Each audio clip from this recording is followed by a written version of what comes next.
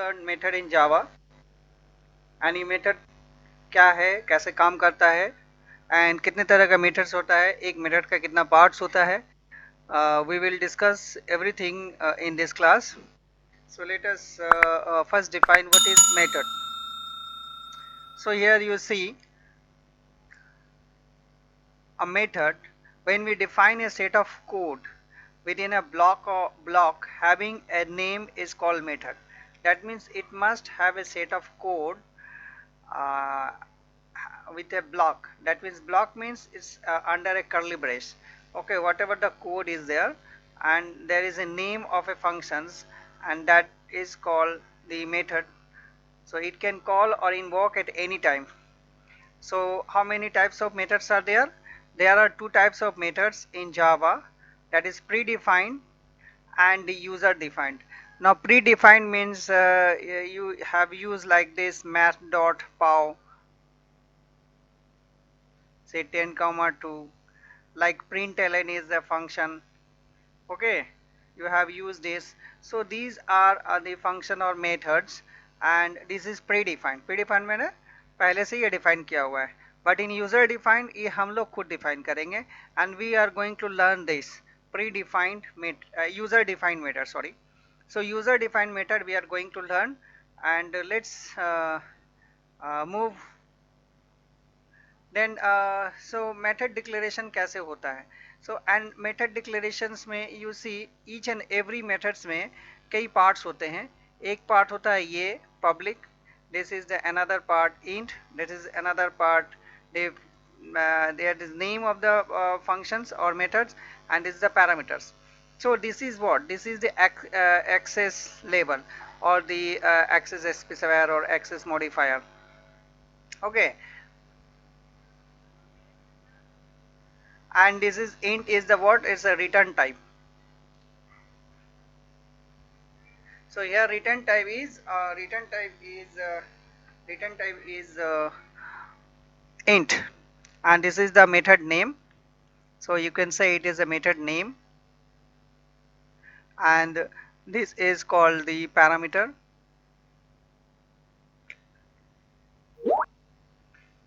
And you see here the method body. So method body means it contains the method, all the part of the methods or all the components of the methods here, or the method body. So here like fact एक method है, तो यहाँ पर fact जो है method का नाम है, तो यहाँ factorial के calculation दिखाएंगे. तो यहाँ पर देखो कि a simple Java method requires the following items. So access level, like this is the access level. Okay, access level. Then the return type is there, void, int, double, etc. And the name of the methods. So whatever you want to call the methods, and then the parameter, it is the list of parameters separated by a comma and enclosed in the pair of parentheses. Say if you define a method like say this public, then I am giving here int say power. So power contain two parameters, one for base, say I am writing here base, and then one for exponent. Okay, so I am writing this exponent here, and then within this curly brace we have defined the body methods or methods body.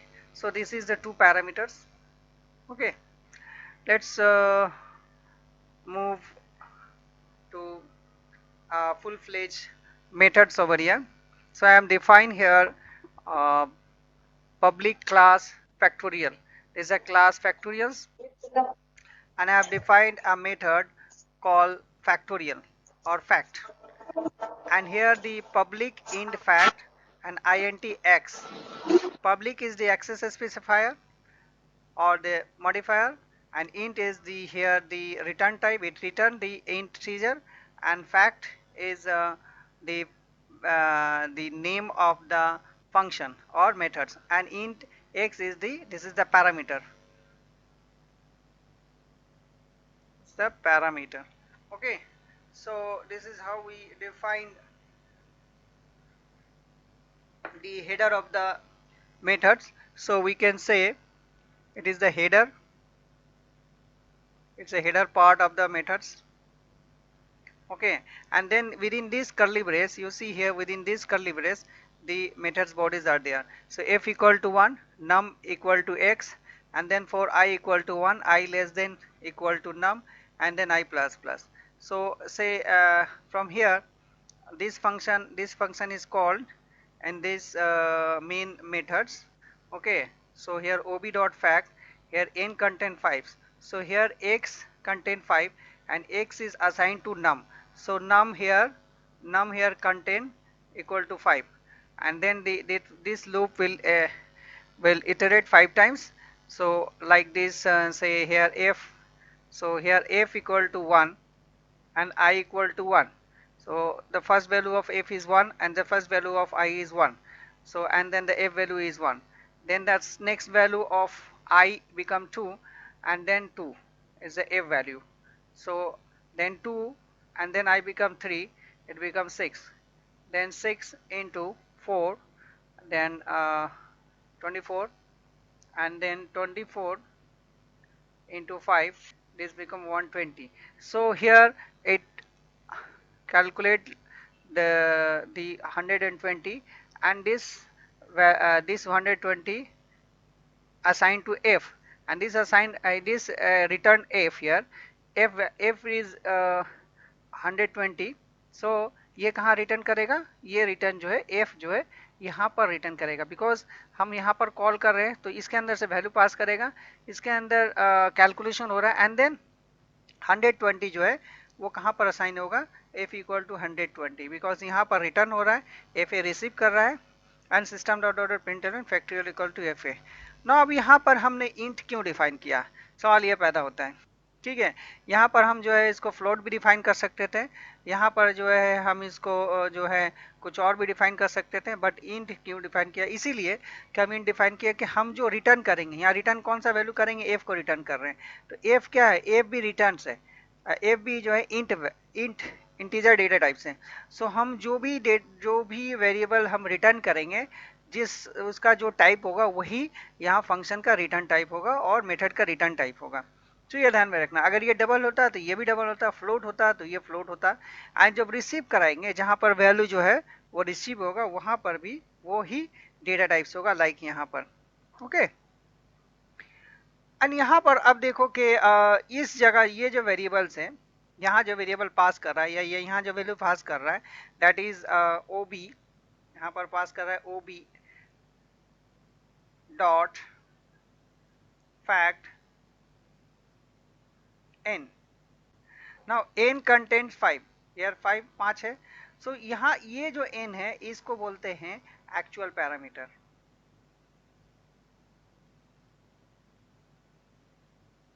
So actual parameter क्या हुआ, the actual parameter is a parameter as appear in method functions. Actual parameter is also known as arguments are what are passed by the caller, तो that is हम लोग जो यहाँ पर पास करते हैं वो हो गया एक्चुअल पैरामीटर्स, एंड जो यहाँ पर रिसीव कर रहा है, ये वैल्यू यहाँ पर रिसीव कर रहा है, तो this is called the formal parameter.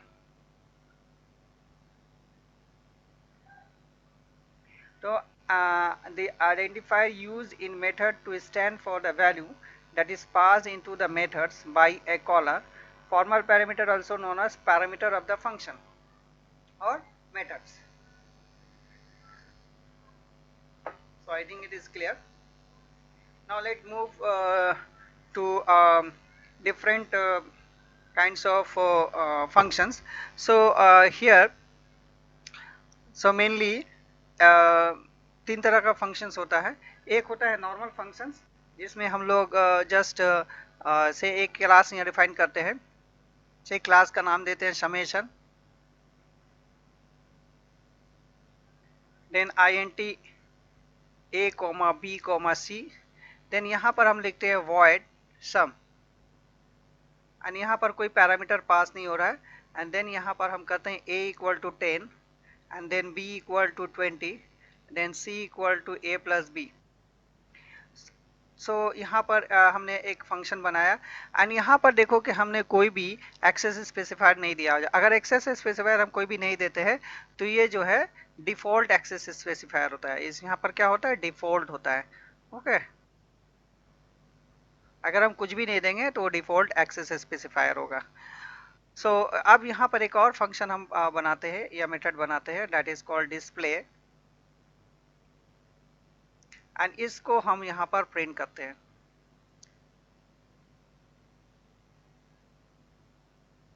तो यहाँ पर जो है हम प्रिंट कर रहे हैं C, and then public static void main, इसको कॉल करेंगे, public static void main string args। Then अब इसका जो है यहाँ पर एक ऑब्जेक्ट बनाएंगे, बिकॉज फंक्शन जो है या को कॉल करने के लिए या मेथड को कॉल करने के लिए हमको एक रेफरेंस का जरूरत है, दैट इज ऑब्जेक्ट का जरूरत है, because this in object oriented programming. So without creating objects we can't call this function, these two functions.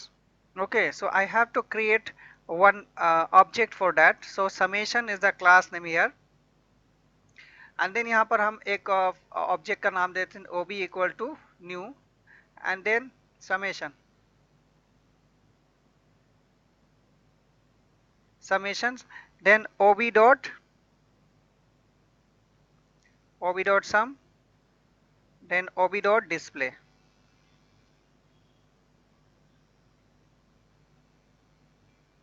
सो यहाँ पर देखो कि यहाँ जो फंक्शन जो डिफाइंड हुआ है, यहाँ जैसे यहाँ पर आएगा ओबी डॉट सम, वो इस जगह पर आ जाएगा, एंड यहाँ पर a इक्वल टू 10 है, b इक्वल टू 20 है, c equal to a plus b है। तो यहाँ पर जो है c में क्या आएगा, 30 आएगा। सो यहाँ पर 30 जो है, अब यहाँ रिटर्न फंक्शन नहीं है, यहाँ जस्ट सिंपल फंक्शन है। तो यहाँ पर जो वैल्यू है वो c में क्या आएगा, 30 आएगा। सो 30 जो है, अब यहाँ पर दूसरा जो हम मेथड यहाँ पर डिफाइन कर रहे हैं डिस्प्ले, यहाँ पर वो c को जो है प्रिंट करेगा। तो यहाँ पर आके क्या होगा, वो 30 प्रिंट करेगा। It's a simple function and simple method. तो इसको हम लोग चलते हैं डिफाइन करते हैं हम लोग ब्लूजे के अंदर में।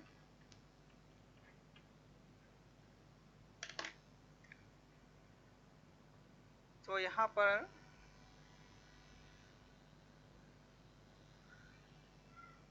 पर एक फंक्शन डेफिनेशन यहाँ पर हम डिफाइन किए हुए हैं। तो यहाँ पर एक चीज समझ में आ जाएगा। सो यहाँ जो है क्लास का नाम है समेशन, एंड यहाँ पर देखो कि int a, b, c, यहाँ पर हमने एक जो मेथड दिया हुआ है ये void है, sum है, एंड देन यहाँ पर दो वैल्यू जो है वो एज अ पैरामीटर पास कर रहा है, that is a formal parameter, and ये abc क्या है, ये इंस्टेंस वेरिएबल्स है। उसके बाद यहाँ पर देखो कि a इक्वल टू a, मतलब यहाँ जो मेरा जो वेरिएबल्स है a एंड b, ये दोनों ये इंस्टेंस वेरिएबल्स और ये लोकल वेरिएबल दोनों सेम है। तो इसीलिए अगर हम यहाँ पर डिस डॉट a नहीं देंगे तो ये इस वेरिएबल यानी इंस्टेंस वेरिएबल में वैल्यू नहीं जाएगा, तो a equal to a local variable हो जाएगा। तो लोकल वेरिएबल जो है वो दूसरे जगह हम जब उसको कॉल करेंगे तो वो एग्जीक्यूट नहीं करेगा, यहाँ पर उसको क्या दिखेगा, 0 0 दिखेगा, तो c का वैल्यू जो है 0 हो जाएगा। इसीलिए दिस डॉट a हम करते हैं, जो रेफर करेगा वो करंट क्लास को। ओके, दिस जो है करंट क्लास को करेगा, एंड करंट क्लास का जो जो वेरिएबल्स है वो इंस्टेंस वेरिएबल्स abc। तो यहाँ a इक्वल यहाँ पर दिस डॉट a है इक्वल टू है, दैट मीन्स ये वेरिएबल्स होगा एंड ये वेरिएबल्स असाइन होगा इस वेरिएबल के अंदर में, इस वेरिएबल के अंदर में, एंड ये वेरिएबल जो है local variable, local of this functions, तो ये वेरिएबल असाइन होगा ये इंस्टेंस वेरिएबल में, एंड देन इसी equal to A plus B. एक यहाँ पर दूसरा मेथड हमने यहाँ पर जो है सिर्फ हमने वैल्यू को असाइन किया एंड कैलकुलेट एक मेथड यहाँ पर बनाए, तो void c equal to a plus B. यहाँ पर जो है हमने जो है c equal to a plus B define किया है, एंड c में जो है जो भी हम यहाँ से वैल्यू भेजेंगे उसका यहाँ कैलकुलेशन करेगा, एंड देन एक तीसरा यहाँ मेथड हमने बनाया है system dot out dot println, यहाँ पर c को प्रिंट कराएगा। सो लेट्स सी यहाँ पर पब्लिक स्टैटिक वॉइड मेन में क्या होता है। यहाँ दो वेरिएबल्स हमने डिफाइन किया हुआ int x, y, ये लोकल वेरिएबल्स है। तो यहाँ पर x इक्वल टू 30 दे रहे हैं एंड y इक्वल टू जो है 70 दे रहे हैं।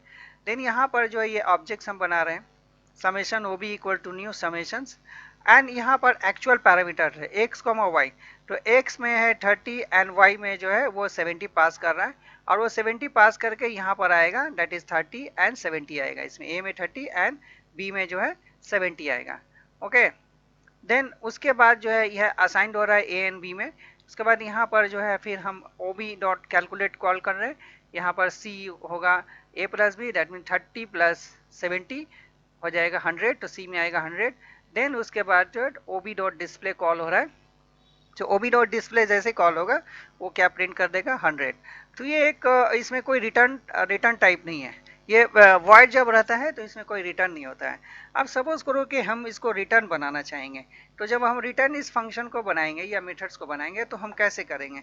सो लेट्स सी यहाँ पर जो है एक यहाँ पर हम वॉइड के जगह अब यहाँ पर हम दे देते हैं इंट। इंट क्यों देंगे, इसीलिए कि हमको सी रिटर्न करना है। ओके, हमको ये सी रिटर्न करना है।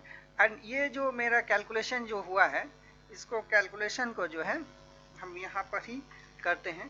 तो जो है सी में a प्लस बी आएगा एंड देन इसको रिटर्न करेंगे, रिटर्न सी। ये हमने रिटर्न सी किया। अब ये रिटर्न जब यहाँ पर होगा तो इस जो ये मेथड का जरूरत नहीं पड़ेगा। सो यहाँ पर रिटर्न करने के लिए ना ये दोनों मेथड को हमने हटा दिया। अब यहाँ मेथड हटाने के बाद जो है, यह मेथड जो है हटाने के बाद जो है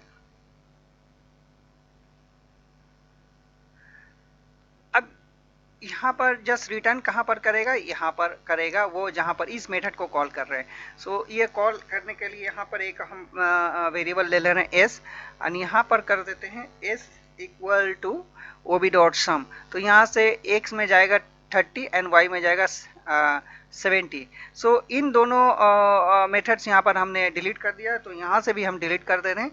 अब यहाँ पर जो है उस जो वैल्यू जो है यहाँ पर s में जो आएगा, इसको यहाँ पर हम प्रिंट करते हैं। तो ये वैल्यू क्या हो गया, ये रिटर्न हो गया। कहाँ पर रिटर्न हो रहा है, ये मेरा जो है मेन में रिटर्न कर रहा है। चूंकि हम यहाँ पर कॉल कर रहे हैं, तो ये जैसे कॉल कर रहे हैं x में 30 एंड y में 70, तो s में जो है वो आ जा रहा है 100, तो यहाँ पर 100 जो है वो प्रिंट करेगा। इसको रन करके देखते हैं। यहाँ पर कंपाइल्ड हो गया। देन कंपाइल होने के बाद लेट्स सी, समेशन को क्लिक करते हैं, ओके। सो देन ओके, सो यहाँ पर देखो 100 प्रिंट कर रहा है। सो यहाँ पर ये जो मेथड्स हमने बनाया, तो यहाँ पर एक पैरामीटराइज है with parameters and with return type है। एंड यहाँ पर जो हम पब्लिक स्पेसिफायर हम दे सकते हैं। ओके, सो अगर हम नहीं देते हैं तो बाय डिफॉल्ट ये डिफॉल्ट स्पेसिफायर होता है। सो चार तरह के स्पेसिफायर होता है, public, private, protected and default. तो ये चार तरह का होता है। नहीं देंगे तो बाय डिफॉल्ट वो डिफॉल्ट देगा। ओके, सो होप करते हैं ये वाला जो है समझ में आया होगा। तो यहाँ पर एक और मैंने फैक्टोरियल का एक मेथड बना के रखा हुआ है। सो यहाँ पर जैसे वहाँ पर हमने एक एग्जांपल जो दिखाया था स्लाइड्स में, यहाँ पर क्या है, पब्लिक इंट फैक्ट INT_x। ये x क्या है, ये x है फॉर्मल पैरामीटर्स, एंड यहाँ पर f equal to 1 and then ये x जो है यहाँ पर num इक्वल टू x यानी num में असाइन होगा। एंड ये जो है अगर 5 होगा, यहाँ पर n क्या हो रहा है, n यहाँ से पास करेगा 5, ये x में 5 रिसीव करेगा एंड देन ये लूप जो है 5 बार घूमेगा। ओके, ये लूप 5 टाइम्स घूमेगा एंड घूमने के बाद f का वैल्यू क्या हो जाएगा 120 एंड 120 जो है ये रिटर्न करेगा f को रिटर्न करेगा। कहाँ पर रिटर्न करेगा, हमारा इस जगह में, यानी fa में वैल्यू आएगा 120 एंड यहाँ पर हम प्रिंट कर रहे हैं 120। सो ये एक रिटर्न टाइप फंक्शंस है जिसमें हम पैरामीटर, इसको हम लोग बोल सकते हैं पैरामीटराइज फंक्शन है।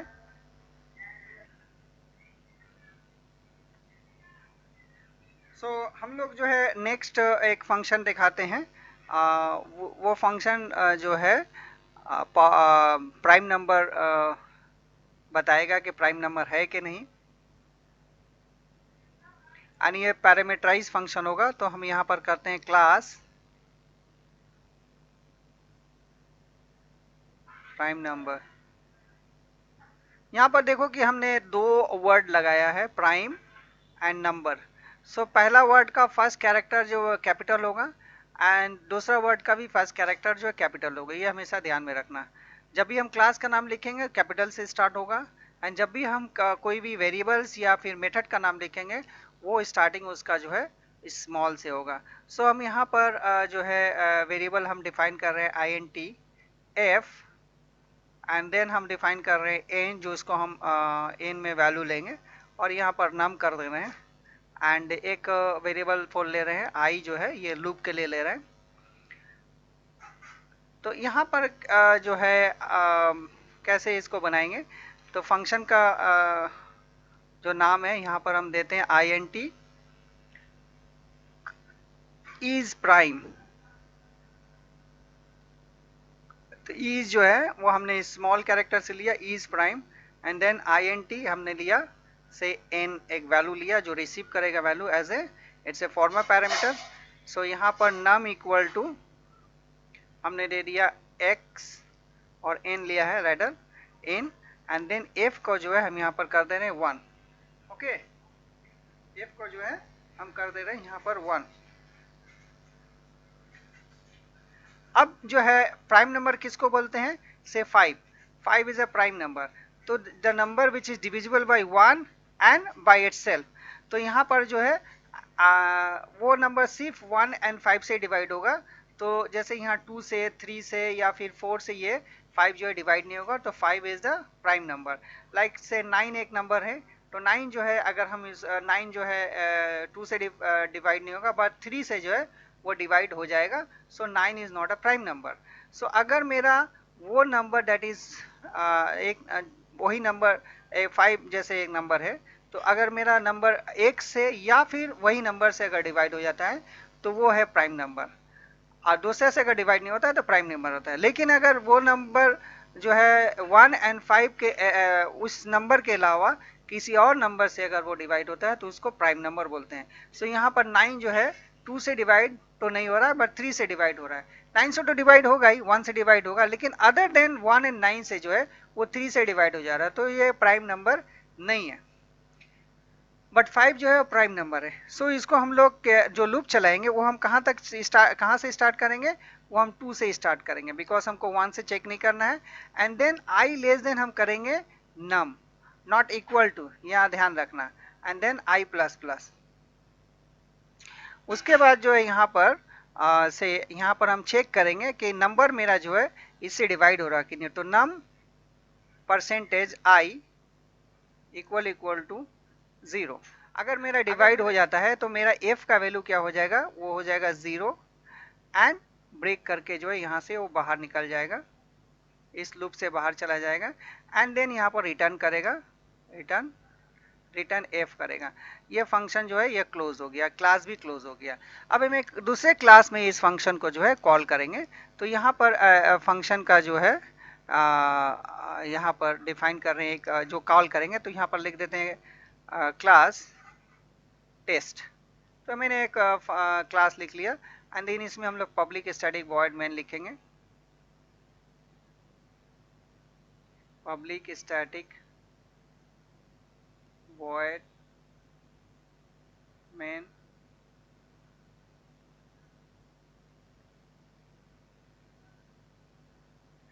यहाँ पर हम वैल्यू जो है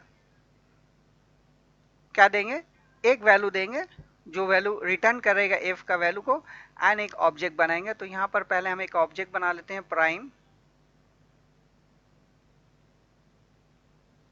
number ob equal to new, and then prime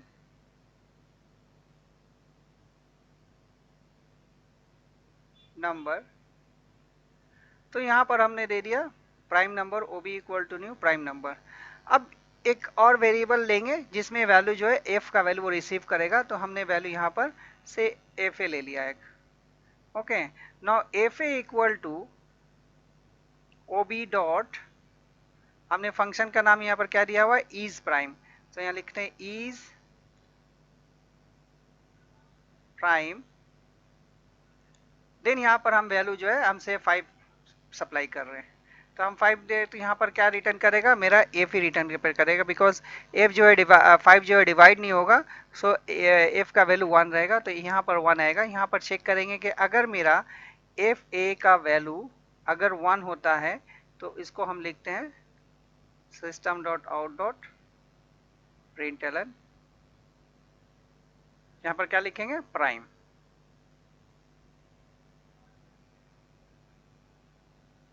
prime number अगर नहीं होता है, लाइक अगर हम यहाँ पर 5 के बजाय हम यहाँ पर अगर 9 देते हैं, तो वो एल्स पार्ट में आएगा। वो एल्स पार्ट में आने के बाद जो है वो क्या लिखेगा यहाँ पर, system dot out dot println, और यहाँ पर आएगा नॉट प्राइम।